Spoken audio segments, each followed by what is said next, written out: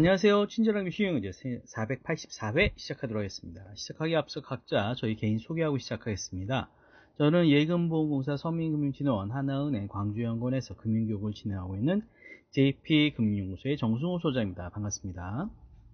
예, 반갑습니다. 생활경제교육을 제공하는 복숭아나무의 이봉모입니다. 반갑습니다. 반갑습니다. 이제 벌써 어느덧 6월의 마지막 녹음이 시작이 됐는데요. 요즘에 좀 어떻게 지내고 계십니까? 네, 오늘은 교육을 하나 다녀왔고요. 네. 요즘 이렇게 학교에서 무슨 스마트 패드 활용해가지고 인공지능 활용해서 노래도 만들고 이런 거 했는데요. 네. 여러 가지가 많구나. 근데 저는 이걸 좀 수업에서 붙여봐야겠다. 아직 그런 생각은 못했습니다. 그러세요? 근데 시간을 가지고 네.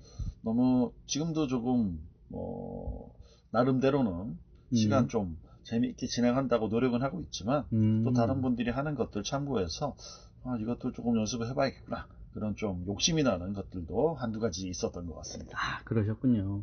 사실 저희 광주연구원 이쪽에서는 AI를 수업에 적극 좀 활용을 해달라고 기획재정부에서 사실 재경경제부에서 요청이 좀 있었나 봐요. 그래서 작년부터 그걸 접목한 교육들을 좀 만들기 시작을 했는데, 일단은 가장 쉽게 접했던 거는 이제 수누라는 어플을, 인공 AI 어플을 통해가지고 노래 만드는 걸 통해서 도박 예방 수업에서 직접 이제 도박에 대한 가사를 쓰고 그걸 가지고서 이제 노래를 만드는 이런 프로그램하고, AI로 이제 검색해보는 정도밖에는 안 되더라고요. 그리고 기업가 정신에서는 사업 계획서를 한번 써보아서 발표하는 것들을 가져봤었는데, 말씀하신 것처럼 AI를 직접 이렇게 활용하는 데는 아직은 좀 한계가 있구나라는 생각은 했는데, 그래도 앞으로 추세가 그쪽 방향으로 가는 것 같으니까 어쩔 수 없이 좀 계속 연구해야 되지 않나라는 생각은 좀 드네요.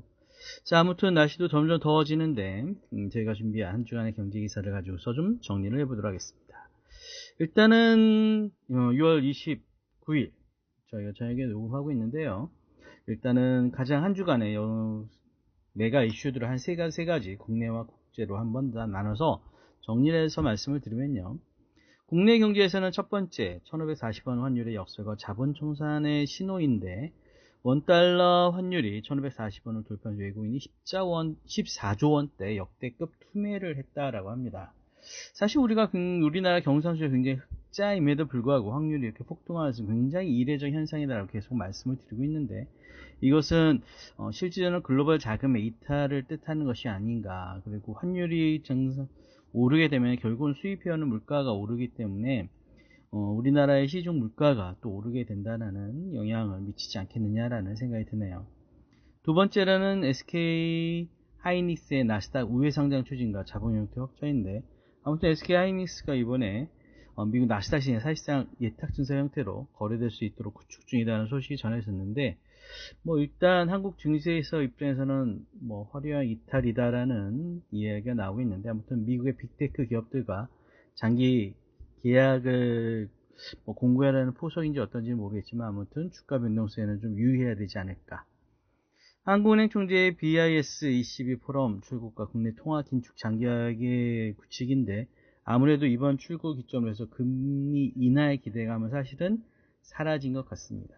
그 유일하게 해외 경제 이슈 중에서요, 케빈 워시 연준 의장 연내 추가 금리 인상 가능성까지 이야기가 있는 시점이기 때문에, 아무래도 미국의 금리가 인상이 된다면 우리나라 금리도 오히려 더 인상될 확률이 더 높겠다라는 생각이 드네요. 두 번째로는 사실 호르무즈 통해 급 회복에 이제 WTI 배럴당 $70 붕괴되는 좋은 소식이긴 한데, 우리나라 입장에서는 이것이 과연 얼마나 안정적으로 계속 공급이 될까에 대한 부분은 계속 좀 지켜봐야 될 것 같고요. 이렇게 떨어졌음에도 불구하고 저희 동네 기름값은 아직 떨어지지 않았다는 것은 아직 실질적인 서민에 체감할 만큼의 반영은 되지 않았다라는 측면. 글로벌 금 가격이 $4,000 아래로 붕괴되었다라고 합니다. 사실 금 가격은 굉장히 많이 올라서 $5,590 선까지 올랐다가 지금 현재 $3,913까지 이렇게 좀 떨어졌다라고 하는데, 안전자세 선호한 심리에서 이것이 빠지고 뭔가 투자된 부분으로 많이 가지 않았나라는 생각과, 국채 쪽으로 오히려 또 가고 있는 측면에서도 일단 어느 정도의 좀 전체적인 인프라 자산이 개편될 조짐이 보인다라는 생각이 드네요. 그럼 구체적인 뉴스에 대해서 알아볼 텐데요. 오늘 대단한 도약이 있었죠. 대한민국 대저 3대 메가프로젝트 국민보고회가 오늘 열렸었는데, 이 대통령 최태원이 이재용과 회담하면서 29일 3대 메가프로젝트 공개합니다라는 6월 25일자 뉴시스의 기사를 통해 가지고서 오늘 발표한 것처럼 이재명 대통령이 우리나라의 AI 관련된 반도체 셉탑이라고 하나요? 아무튼 그 기반 시설을 일단 광주부터 시작해가지고 여러 군데에다가 지어서 AI 경쟁력을 좀 높이고자 하는 부분이 있는데, 이게 어느 정도 좀 현실이 될 때까지는 좀 시간이 좀 걸리지 않겠느냐라는 생각이고요. 이런 것들에 대한 부분은 좀 뭔가 좀 지방에 대한 어떤 그런 것 떠나서 공동으로 잘 돼가지고 좀 나라가 좀 발전되는데 좀 힘을 다 합치면 어떨까라는 그런 생각이 드네요. 두 번째는 국고채 일제 금리가 일제히 상승했습니다. 3년 후 연 3.784%까지 국채 금리가 오른다라기에는 사실은 주가가 떨어질 수도 있지 않을까라는 어느 정도의 좀 시장 안정에 대한 변화들이 좀 생기지 않을까라는 생각입니다. 더불어서 주식 비투 환율 변동성 점검 강화, 시장 안정 총력화라는 기사에서도 보이는 것처럼 일단 시장에서 주식이나 비투나 환율의 변동성이나 이런 것들을 좀 보면서 환율을 좀 안정시켜야겠다라는 생각이 국가에서도 계속 관심 있게 지켜오는 것 같습니다. 그 다음에 이제 청년 미래적금이 오늘부터 사실상 누구나 다 이제 가입할 수가 있게 되었습니다. 100만 청년분의 미래적금 은행권 평생고에 경쟁 시작했던 더 팩트의 6월 29일자 기사일처럼 14개 취급기관이 기본금리 연 5%는 동일하고 7곳은 최고 연 8%까지 3년 만기의 자유납입 강점까지 우대금리 조건에 따라 주거래 경쟁도 계속 확대되고 있는데, 아무튼 좋은 제도 가입할 수 있는 34세 미만의 청년이라면은 금액도 굉장히 적고 자유적금 형식이다라고 하니까요. 일단은 준비하셔서 어느 정도의 좀 적금에 3년 동안 해서 목돈을 좀 마련해 보시는 것이 어떨까라는 생각이 듭니다. 혼인상태 남편은 어쩌나 발동동 7월부터 보험금 대리 청구 쉬워진다라는 매일경제신문 6월 29일자 기사인데요. 제 고객 중에 한 분이 그 부모님의 이름으로 청구가 되는 것을 그럼 본인으로 좀 바꿔서 하고 싶다라는 얘기가 있으셔가지고 저도 한번 찾아봤는데, 이게 서류가 진행이 너무 어려운 거예요. 그래서 이걸 쭉 봤는데, 아무튼 비슷한 것처럼 동의 없이도 침해보험 대리 청구인 지정이란지 암내 심혈관 보험으로도 계속 확대된다라고 하는데, 실질적으로 계약자가 사실 보험금을 청구해야 되는데 계약자인 분이 혼수 상태이거나 아니면은 가상으로 아직 돌아가신 상태는 아닌 거죠. 아예 돌아가시면은 청구가 할 수 있는데, 그 상태가 아닐 때 실제로 이제 병원비나 이런 것들은 나가야 되니 이런 것들을 청구할 수 있도록 지원을 좀 쉽게 바꾸는 방법을 하고 있습니다.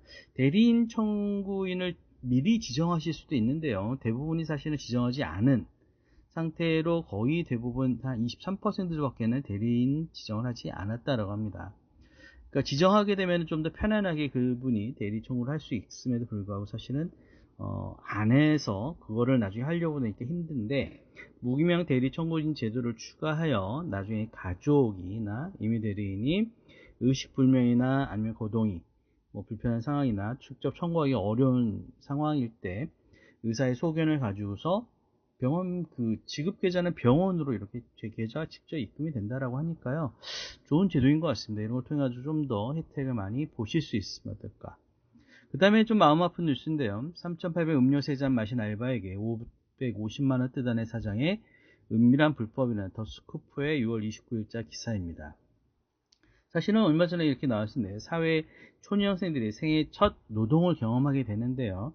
프랜차이즈 커피점에서 직원이 계산하지 않고 음료 3잔을 마셨다고 해서 그 알바생을 고소해가지고 거기에 따라가지고 550만원을 뜯어냈다라는 이 기사를 보면서, 나중에 그 청주에 있는 프랜차이즈 커피숍이었는데요.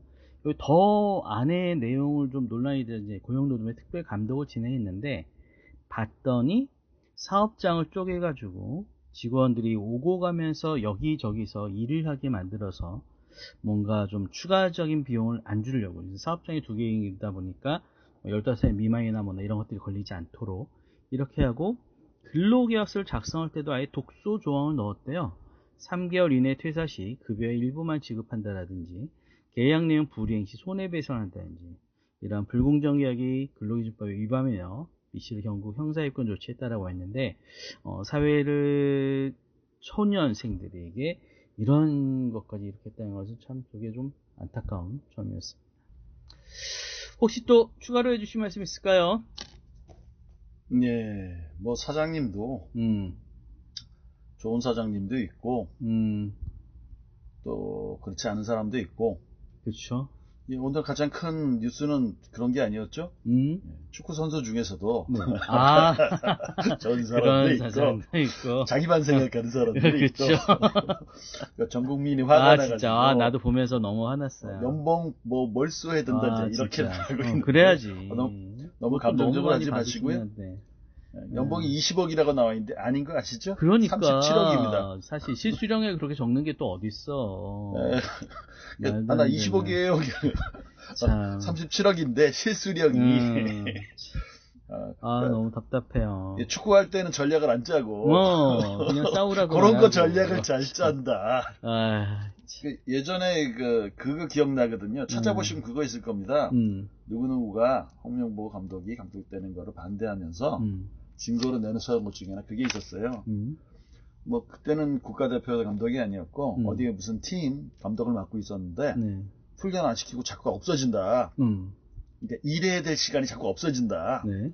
나중에 알고 봤더니 땅 보러 갔대요. 홍명보 씨가 그렇게 땅을 좋아하신대요. 그래서 재테크 쪽에 좀 밝으신 것 같아. 그러시네. 그래서 이제 목돈 마련 또 이게 있어야지 또 다음 땅을 사시기 때문에 이렇게 욕을 먹으면서도 고생을 하신 것 같습니다. 네. 자, 뭐 그건 다 알아서 하라고 하고요. 제가 오늘 그렇죠. 우리 이제 수업 중에 안 되는 게 있잖아요. 수업 중에 다루면 안 되는 거. 종교, 정치, 그다음에 젠더. 스포츠는 다룰 수 있잖아. 스포츠는 할 수 있잖아. 그렇죠. 자, 오늘 첫 번째 뉴스입니다. 파이낸셜 뉴스고요. 2026년 6월 29일 오늘 기사입니다. 신용대출 막혔던 서민숨통 중금리 생활안정대출 나온다. 중금리 대출이라고 잠깐 나와 있고요. 이거는 이제 요즘 개인적인 상담 하다 보면 가장 많은 주제 중에 아무래도 이제 항상 말씀드리지만 기관 통해서 저한테까지 오는 상담 의뢰는 다 어려우신 분들이 많아요. 그럼 상담 의뢰 중에 지금 돈이 급한데 돈 구할 때 있을까 이런 상담이 되게 많거든요. 절반 이상이 이거거든요. 자, 한번 보겠습니다. 그렇게 만족스럽진 않은데요. 자, 최대 1000만원 최고금리 15.27 신용평점 하위 50% 중 아래쪽에 중요한 정보가 있습니다. 중저 신용자를 대상으로 1000만원 한도의 중금리 생활안정대출이 나왔대요. 주로 취급하는 것은 저축은행인 것 같습니다. 아래쪽에 나와 있는데요. 연소득 한도 내에서 신용대출을 받도록 한 627 규제에서 제외된 대출로. 그러니까 무슨 소리입니까? 연소득이 1000만원이 안 돼도 1000만원을 받을 수 있다. 이런 의미인 거죠. 취약차주의 숨통을 트일 것으로 기대된다. 숨통이 트이진 않겠지만 정상적인 거래를 하기 어려우신 분들 입장에서는 조금 살펴보실 게 필요하다고 생각합니다. 자, 오늘 금융위원회에 따르면 KB, OK, SBI 다 저축은행입니다. 신한, 예가람, 한국투자저축은행 등 6개 저축은행이 그렇게 많은데 그 중에서 6개가 이날부터 오늘부터입니다. 금리 5%에서 15%대 중금리 생활안정대출을 상품을 선보였다. 5에서 15가 중이래요. 이해가 안 되죠. 자, 금융당국은 627 대책을 통해서 차주별 신용대출 한도를 연소득 100% 이내로 제한한 바가 있는데 문제는 뭐예요? 너무 취약하신 분들은 이게 지금 너무 힘드신 거죠. 그래서 올해 4월 포용금융 확대 차원에서 연소득 규제를 적용하는 상품을 출시하기로 결정했고 2달 만에 나왔다고 합니다. 자, 제가 보고 싶은 건 이겁니다. 여기 지금 뭐 차주 4천만원 차주가 4천만원 신용대출이 있어도 필요 없어요. 제가 보통 안내드리는 분들은 이런 단계까지도 못 가시는 분들이거든요. 자, 생활안정 목적인 만큼 대출 후 1년 혹은 전액 상환할 때까지 주택을 구입하지 않는다는 약정을 맺어야 된다. 이 돈 받으시고요. 집 사면 안 돼요? 라는 거예요. 그 돈을 집 사기는 좀 쉽지 뭔가 않아 조금 보이는데. 느낌 있어야죠. 아니 1,000만 원 더 받아가지고 살 수 있는 집이면 진짜 쎄하죠 아주. 자, 우리가 보는 거하고 또 이걸 만드신 분들이 보는 게 좀 다르신 겁니다. 자, 제가 드릴 정보가 아래쪽에 하나 있는데요. 이번 상품은 대출 취급 시점 기준으로 신용평점 하위 50% 이하 중저 신용자가 이용할 수 있다라고 되어 있고요. 이때 나이스 점수가 889점, K12 점수 875점 이하가 해당된다. 무슨 소리입니까? 50% 이하가 딱 중간이 높구나. 나이스는 889, K12는 875란 뜻입니다. 이게 조금 내려왔어요. 몇 달 전만 해도 네. 중위 50%가 900점대였거든요. 근데 이게 889로 약 11점 내려왔습니다. 하지만 뭐 큰 차이는 없죠. 네. 그러니까 우리가 신용점수 따질 때 나이스나 K12나 똑같이 900 정도는 돼야 중간이다라고 생각하실 수 있다는 겁니다. 자, 그래서 14개 저축은행, 은행 캐피탈, 카드업권, 생활안정대출 상품이 추가로 출시될 예정이다 라고 되어 있고요. 다른 데서 하시는 게 예를 들어서 은행에서 할 수 있으면 제일 좋고요. 근데 예를 들어서 지금 내가 뭔가 하는 데 있어서 좀 어려운 점이 있다라고 하면 이걸 통해서 확인해 보시는 것도 필요할 것 같습니다. 확인하실 때 이 각각의 저축은행 찾아가셔도 되고요. 아니면은 플랫폼에서 금융감독원 파인 찾으셔도 되고 서민금융진흥원에 서민금융한눈에 라고 검색하셔서 찾으시는 것도 필요할 것 같고요.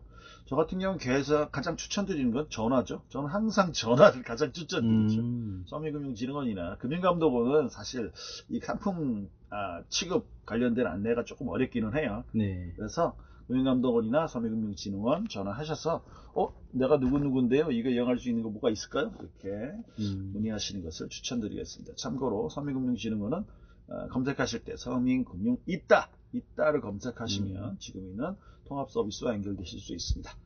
전화 한번 해보세요. 필요하시면. 자, 그 다음은요. 파이낸셜 뉴스 똑같네요. 2026년 6월 29일 인터넷 전문은행 얘기입니다. 제목이 가계대출 의존 낮추는 인터넷 전문은행 인뱅 비이자 수익 확대 속도라고 되어 있습니다. 제가 이걸 갖고 온 이유는요. 우리가 큰 시중은행에서 대출 상담 받았는데 신용대출 상담 받았는데 안 된다고 했을 때 다음으로 찾아가는 곳이 보통은 인터넷 전문은행, 그 다음에는 지방은행, 네. 그렇죠. 그 다음에 이제 제2금융권 넘어가시는 건데 인터넷 전문은행에서 가계대출을 줄일 것 같습니다. 아래쪽 내용을 보니까요. 카카오뱅크가 마스턴 캐피탈을 인수했습니다. 이제 문어발 한 발이 나가고 있는 거예요.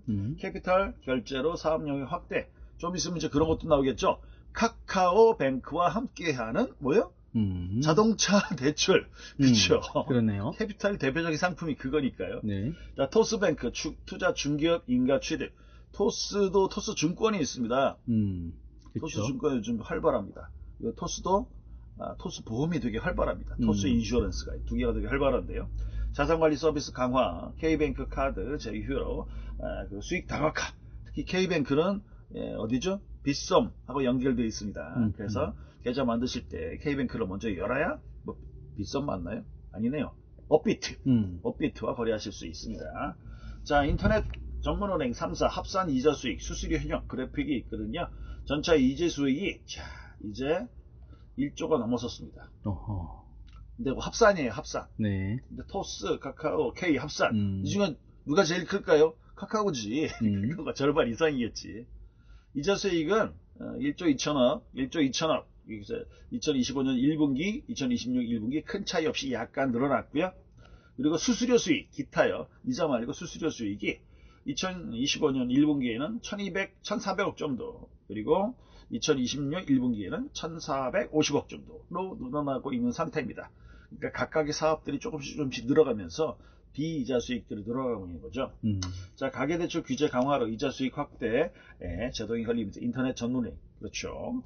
원칙적인 용어가 인터넷 전문은행이 맞습니다. 비이자 수익 확대의 속도를 내고 있다.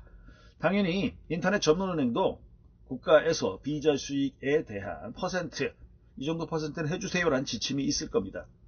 그거 말고 인터넷 전문은행은 뭐도 있었죠? 중금리자를 대상으로, 중신용자를 위한 대출, 이런 것도 있었죠. 네. 자, 그래서 비이자 수익을 하기 위해서 카드, 자산관리, 제휴 서비스 등으로 수익원을 다각하고 있다고 합니다. 자, 아래쪽에 보죠. 예, 인뱅의 핵심 수익은 대출이 나오선 이자 수익이 너무나 당연하죠. 예, 이건 지금 어떤 은행에 마찬가지고요. 인터넷 전문 은행이 예를 들어서 카카오가 계속 수익 못 내다가 토스가 계속 수익 못 내다가 수익 내기 시작한 건 당연히 은행을 하고서부터입니다. 대출을 취급한 이후부터 수익이 나는 거거든요. 돈은 못 벌었지만 왜 회사 가치를 인정받았다고요? 개인정보요. 가입자 정보 2천만 명. 글쎄요. 카카오는 2천만 명이 넘겠죠. 토스도 넘을걸요? 거의 2,500만 명. 우리 국민 절반 이상을 가입자로 두고 있습니다. 그게 자산 가치로 인정받는 것이죠. 맨 아래쪽으로 하겠습니다. 비자 수익 확대는 인뱅이 지속적 성장을 위해서 필수적 과제로 속힌다. 인뱅 관계자는 인뱅 대출 총량 규제가 강화될수록 대출 총량 규제가 인뱅만 걸리는 게 아니죠. 공통으로 걸리는 거죠. 은행마다 이자 수익을 늘리는데 한계가 따를 수밖에 없다. 플랫폼 경쟁력을 활용해서 카드와 중개, 제휴 서비스 등 안정적인 수수료 수익원을 성과하는 것이 성장성을 저하할 것 같다. 이라고 하지만 생각해 보십시오. 인터넷 전문 은행이 왜 발전했습니까? 토스가 왜 떴지요? 수수료 안 받아서. 그렇죠. 근데 이제 수수료를 받는 쪽으로 왜 개인정보 받을 만큼 다 받았으니까 이제 수수료 쪽도 늘어날 것 같습니다. 자, 다음 기사 보겠습니다. 시간 한번 볼까요? 괜찮네요. 뉴스 있습니다. 2026년 6월 29일 오늘 기사고요. 국민연금입니다. 국민연금 4월 국장서라는 것은 국내 주식시장에서 라는 뜻이겠죠. 100조 불렸다. 수익이 100조. 올 들어 수익률 60% 달해. 우와, 대단한 것 같지 않습니까? 근데 생각해보면 올 초부터 지금까지 지수가 몇 배 늘어났습니까? 한 뭐 3배는 오른 것 같은데. 약 3배, 2.5배 정도 늘어났거든요. 네. 그럼 60%가 아니라 몇 퍼센트 나와야 정상이에요? 250은 나와야 정상이지. 그게 뭐예요? 지수연동 ETF죠. 네. 코스피 200 ETF에 넣었다면 어때요? 정상적이라면 지수에 비례하게 나와야 정상입니다. 그러면 한 200% 이상 먹고 계셔야 되거든요. 먹고 계신가요? 국민연금은 60% 먹었습니다. 내용 한번 볼게요. 자, 4월 말 기준 적립금 1670조 돌파. 4월 불장 턱턱. 근데 그런 얘기는 아무도 안 해요. 이상하다. 지수는 2배 반이 올랐는데 왜 60%밖에 못 먹지? 이런 얘기 안 하죠? 다 팔지는 않았으니까. 아니죠. 60% 대단하다고 해야지 여기 펀드 매니저들이 더 가져갈 거 아닙니까? 이 정보 누가 줬을까요? 펀드 매니저들이 주는 겁니다. 왜요? 자기들이 내부 정보잖아요. 그걸 공공적으로 내고 공공적으로 발표하는 거 말고 뭐예요? 여기 있는 뉴시스 같은 이 언론사에 뿌릴 거 아니에요? 그럼 언론사가 갖고 취재했을까요? 아니죠. 이거 준 거죠, 정보를. 누가 줬을까요? 이 업무 하는 사람들이. 국민연금에. 자기들이 잘했으니까 넘어가겠습니다. 자, 국민연금이 올해 1월, 4월 국내 증시 60%의 수익을 냈다. 국민연금 기금 운용수익률 따르면 기타 등등. 그래서 지금 1670조 전월 대비 144조 이상 증가했다고 합니다. 항상 말씀드리잖아요. 이게 좋은 거냐 안 좋은 거냐. 좋은 것도 아니고 안 좋은 것도 아니고 라고 말씀드렸죠. 항상. 왜? 투자하다 보면 수익이 날 수도 있고 손실을 볼 수도 있거든요. 1회 1비하면 안 된다는 거죠. 특히 연기금은 그렇다는 거죠. 근데 계속 이런 기사가 나오는 이유가 뭐라고요? 성과가 좀 덜 나다는 얘기죠. 전 다른 이유를 찾을 수가 없습니다. 예를 들어서 이 기사가 나왔는데 비판하는 사람이 없어요. 저를 한번 물어볼 것 같은데요. 아니 지수가 2배 반 올랐는데 왜 60%밖에 못 먹었습니까? 라고 물어볼 것 같아요. 근데 이상하진 않죠. 왜요? 국내 주식이 전부 다가 아니잖아요. 그렇죠. 그리고 일부잖아요. 일부만 지금 이제 판 것 때문에도. 근데 그런 얘기가 없잖아요. 전혀. 자, 마지막으로 지금 남은 시간은 오늘 핵심인데요. 요것만 좀 하겠습니다. 보도자료 보내주는 거 있습니다. PDF 파일로. 이건 또 어려우신 분들한테는 되게 중요하죠. 요즘 교육 다니면서 자월센터에서 이거 물어보신 분이 한두 명 있었거든요. 자, 금융위원회 보도자료입니다. 2026년 6월 29일 월요일입니다. 지금까지 몇 번 말씀드렸습니다. 유동화 회사 하니까 뭐 이렇게 뭐라 그럴까요? 뭔가 이렇게 유동화, 뭔가 파는 회사 같은데 아니죠. 장기 연재 채권입니다. 네. 부실 채권 유통시키는 거죠. 1조 원 세도약 기금 매각. 매각했대요.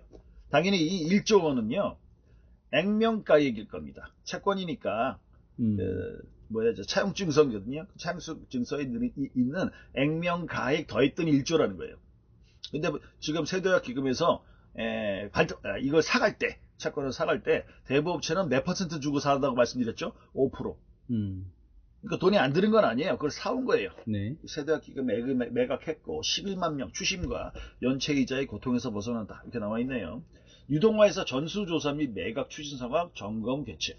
유동화 회사가 되게 많아요. 그리고 우리가 지금 얘기했던 상록소 이런 일은 1차 유동화 회사라고요. 근데 1차, 2차, 3차, 4차 수없이 많거든요. 근데 얘들이 그 거래할 때마다 다른 회사랑 할까요? 아니면 맨날 하던 데랑 할까요? 하던 데랑 합니다. 그게 거미줄처럼 라인이 있어요. 저도 예전에 확인한 적이 있는데 너무 복잡해갖고 이해가 안 되더라고요. 자, 유동화회사 보유 세도약기금 대상채권 5천만 원 이하 7년 이상 연체. 요거 지금 소각 조건이잖아요. 요거 맞춰야죠. 자, 전수조사 했대요. 이것만 해도 대단한 겁니다. 전수조사를 했다라는 이 노력만으로도 되게 가상하다고 저는 생각해요. 국가 입장에서는요, 전수조사하는 게 어렵지 않아요. 왜? 지가 조사하는 거 아니거든. 조사 좀 해주세요 라고 한마디만 하면 돼. 그럼 다른 회사들은 할 수밖에 없는 구조거든요. 그런데도 지금까지 한 번도 안 했다. 한 번도 안 한 것 같습니다. 지금까지 제가 본 거로는. 자, 상록수 KB스타 이게 1차 유동회사인데요. 포함한 4개 회사에 대해서는 2026년 6월 말, 나머지 41개사에 대해서는 2026년 7월 말, 한 달이네요. 다음 달까지 매입할 예정으로서 거의 다 사는 것 같아요. 아까 조건 5천만 원, 7년 이 조건 맞는 걸 다 살 것 같아요. 혜택 보시는 분들이 전 개인적으로 뭐라 그럴까요? 이 중에 고의로 안 갚는 사람이 있어요. 그래서 불편해하시는 분 분명히 있거든요. 그럼에도 불구하고 저는 이게 좋은 일이라고 개인적으로 생각합니다. 한번 털고 가야 됐어요. 자, 아래쪽 보겠습니다. 회의 개요 넘어가고요. 보시면 이제 누가 나오느냐. 캠코 세대학기금 운영처장 나오셨어요. 이분이 현업의 담당자입니다. 세대학기금은 캠코가 담당하고요. 그리고 주요 유동화 회사 출자자가 오셨대요. 출자자라는 게 당연히 누굽니까? 주주죠, 주주. 당연히 주주가 누구라고 그랬습니까? 금융회사예요, 금융회사. 자, 유동회사 아래쪽에 논의의 내용 간단히 볼게요. 유동회사 보유 세대학기금 대상채권 전수조사 결과. 전수조사 했대요. 그래서 세대학기금 대상채권을 이렇게 KB스타, 상록수, 제네시스 들어보셨어요? 그건 차 이름 아닌가요? 아니요. 이거 유동회사예요. 여기가 1, 2, 3등인 것 같습니다. 크기로 보시면 상록수가 무조건 1등이죠. KB스타가 그거의 반의 반, 제네시스가 그거의 10분의 1 이런 식으로 나오고 있습니다. 세대학기금 대상채권 매입 결과 한국자산관리공사가 하고요. 한국자산관리공사가 다른 말로 캠코고요. 여기서 지금 하는 이 기금 모으는 당연히 사봐야 되니까 돈이 있어야 사올 거 아니에요? 네. 이게 세대학기금이죠. 자, 세대학기금에 매입하면 즉시 추심은 중단되면 당연하죠. 왜요? 채권이 넘어갔으니까 네. 추심은 즉시 중단될 수밖에 없습니다.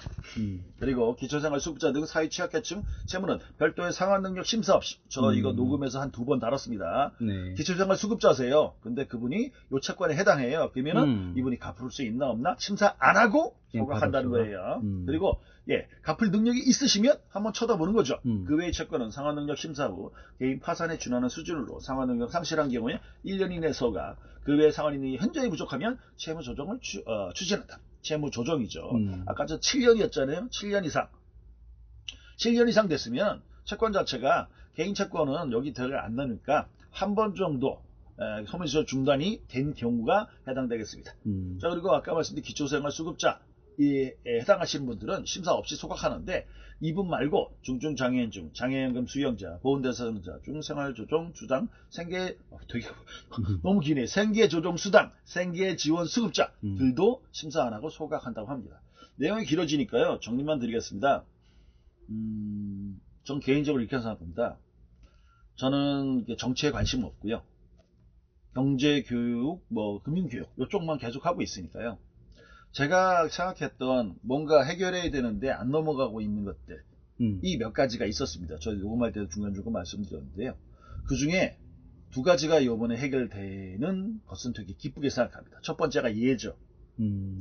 죽은 채권도 살려가는 그렇죠. 이거는 안 되지 않습니까? 이거잖아요. 그렇죠. 이것도 잘 마무리가 됐으면 좋겠고요. 두 번째 게 그거죠. 우리가 이사하고 나서 전입신고하면 네. 그렇죠. 대항력과 우선변제권이 다음날 생기는 거. 그게 당일날 생기는 걸로 아직 바뀐 건 아닌 것 같아요. 근데 바꾸겠다 분명히 의지가 있으니까 요 두 개는 다른 얘기를 다 떠나고서라도 좀 개인적으로 좀 고마워요. 왜냐하면 이건 정책적으로 하지 않으면 시민사회에서 아무리 떠들어봤자 소용없거든요. 근데 두 개가 어려운 사람 도와주자 이런 게 아니라 이게 불합리하잖아요. 말도 안 되는 걸 지금까지 왔거든. 오늘 이제 홍씨 아저씨도 우리가 축구 졌다고 화가 난 건 사실이지만 홍씨 아저씨 화를 내는 이유가 말도 안 되는 짓을 하고 있으니까 화내는 거잖아요. 그래서 이런 부분이 협의돼서 조금 저는 좀 기쁘게 생각한다. 이렇게 마지막에 말씀드리겠습니다. 알겠습니다. 사실 뭐 세상이 합리적으로 돌아가야 될 것 같은 느낌인데도 불구하고 그렇지 않은 것들을 가끔 볼 때가 있습니다. 아까 했던 신입 새내기 직장인들에 대해서 아르바이트생에서 그런 거라든지 아니면 이런 것들. 근데 이런 것들에 대해서 자꾸 이렇게 목소리를 내고 뭔가 변화가 될 수 있도록 갖고 뭐 얘기를 해야 그래도 좀 바뀌지 않을까라는 생각이 드는 측면에서는 저희 같은 이제 말하는 사람들이 자꾸 이렇게 이야기해야 되지 않을까라는 생각이 드네요. 아무튼 6월 말인데도 무척 더워졌는데 더 더울 7월, 8월이 다가오고 있습니다. 건강관리 잘 하시는 한 주 되셨으면 좋겠습니다. 오늘도 함께 해주셔서 감사합니다. 수고하셨습니다. 네, 감사합니다.